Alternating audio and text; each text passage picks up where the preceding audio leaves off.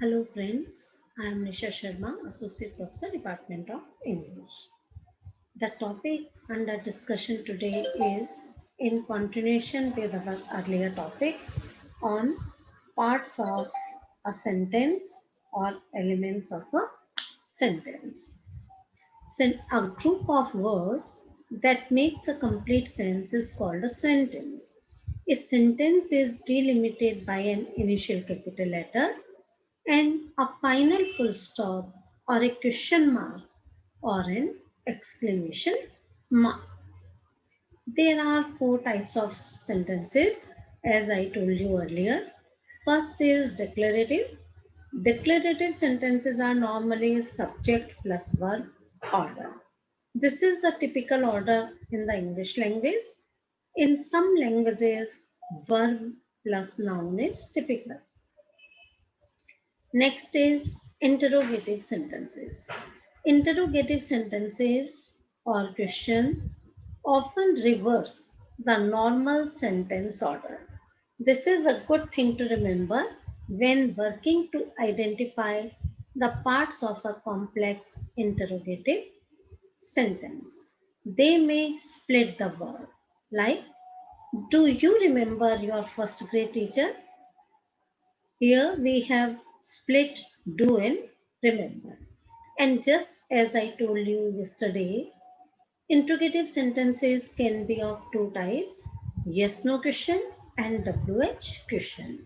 WH question starts with WH words, how is one of them, and it is not possible to answer these questions in yes or no. While yes no questions begins with the helping verb or the auxiliaries in a sentence and you can answer them in yes or no. Next is imperative. Imperative sentences most often have you understood as the subject. They are normally commands. Think of an imperative sentence that is not a command. I don't think you can do. Here, in this sentence, you is omitted. And the last type of sentence is exclamatory. Not much to say about exclamatory sentences. They often use interjections. Most good writers make a point of not overusing them. Now, we should make a distinction between part of a sentence and parts of speech. Parts of speech are the form class, noun, pronoun, adjective, verb, adverb, preposition, conjunction, and interjection. The parts of a sentence refer to the functions words perform in sentences. A word that names a person, place, thing, or idea is labeled a noun, a part of a speech. As a part of a sentence, a noun can perform a variety of functions and is labeled differently according to the part it plays in the sentence. Just as I told you yesterday, a sentence has got five parts, five major parts, or we can say function words. First is subject. The subject is a noun or pronoun and names who or what the sentence is about. Often the subject is the performer of the action in the sentence. A subject is noun, pronoun, noun group, or noun phrase about which something is said. The subject names who or what the sentence is about. Some subjects are simple, identifying only one noun or pronoun. The subject can be divided into simple subject and complete subject. For example, the sentence, the big shaggy dog noisily slurped the warm greenish water.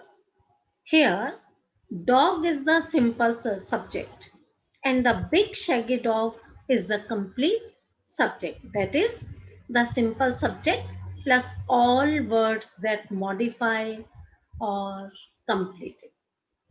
Again, the complete subject is the simple subject plus all words that are associated with it that modify or complete the simple subject. Other subjects are compound. Compound subjects contain two or more simple subjects joined with a coordinating conjunction such as and or. Fish and turtle swim. Here two words, fish and turtles. Fish swim, turtle swim, and we say fish and turtle swim. Implied subject is used in imperative sentences. The subject is an understood you, though it may not appear in the sentence. Now comes verb. A verb expresses action or state of being. Verb is form class, and in function class it is known as predicate. Verb says what a person or object does, like fish swim. Verb what the subject does, or it describes the action, what is done by the subject. Fish are feisty. What is said about the subject or state of being. Predicate is the grammatical term given to the verb plus its objects, complements, and modifiers. The predicator is the only element which is a verb phrase. The subject normally precedes the predicator, and there is a concord between the subject and predicator as regards number and person. Next is object and complement. The object is very closely tied to the predicator in terms of meaning and typically denotes the person or thing most intimately affected by the action or state denoted by the predicator. We can understand it in this way: just as the subject denotes the actor, object denotes the sufferer or the person who is affected by the action of the subject. The complement can look superficially like an object, but in terms of meaning, it provides a definition or characterization of the subject or object. Objects and complements normally follow the predicator. If there are both an object and a complement in the clause, then normally the complement follows the object. Now, object can be of two types: direct object and indirect object. The direct object, that is also a noun, receives the action of the verb. The direct object follows an action verb. The children shovel the sand. The direct object refers to the things, and indirect object refers to person. The indirect object, in a sense, receives the direct object. It is the person to whom or for whom an action is done or a thing is given. If you can put in the word to or for mentally, then you have an indirect object. If the word to or for actually appears, you have a prepositional phrase. The indirect object is always used in conjunction with the direct object and is placed between the verb and the direct object. Like the mother gave the children the beach ball. Here, the mother is the subject.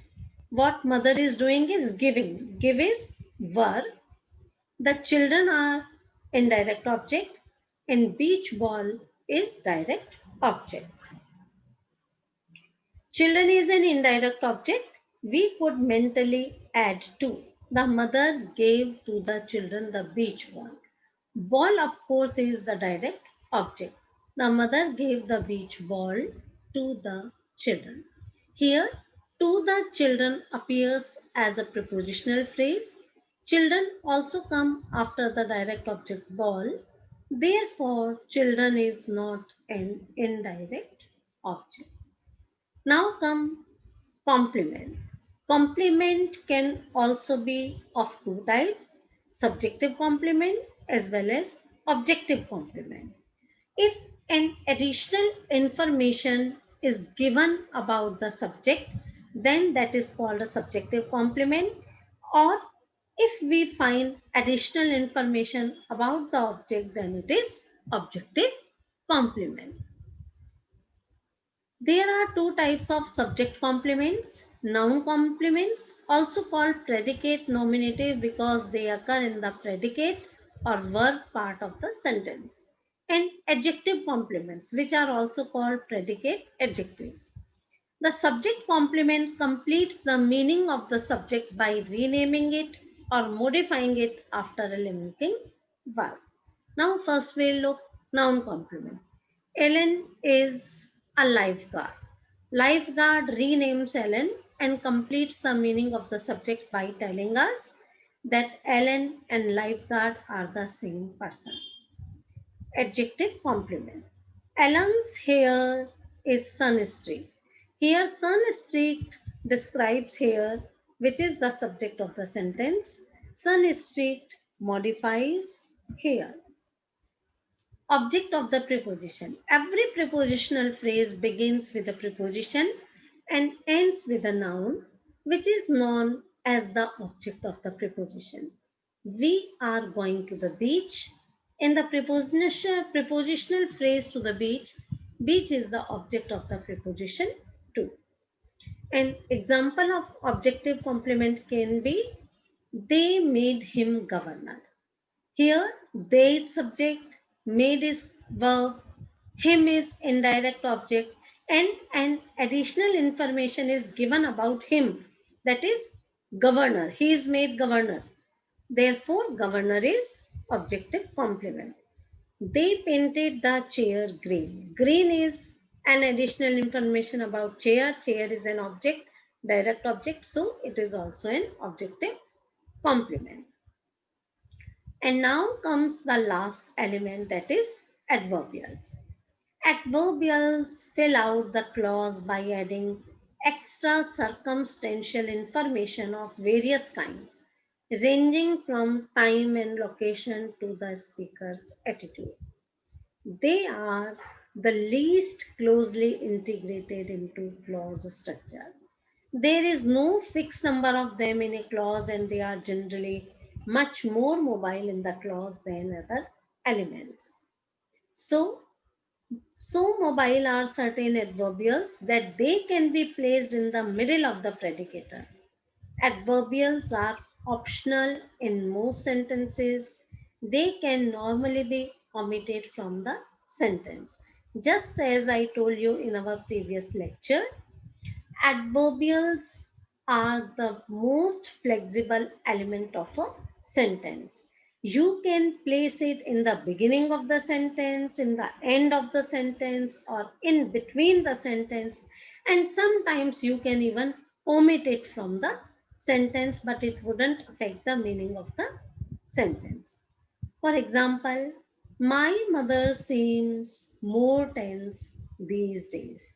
Here, my mother is subject, seems is verb, more tense is complement these days. These days is adverbial. Adverbial, this can be placed in the beginning. These days, my mother seems more tensed. So, we have discussed what are the parts of speech, and you will be able to grasp it more as much you practice. And I'll be giving you an exercise which you can do and send it back to me on my WhatsApp number. Thank you.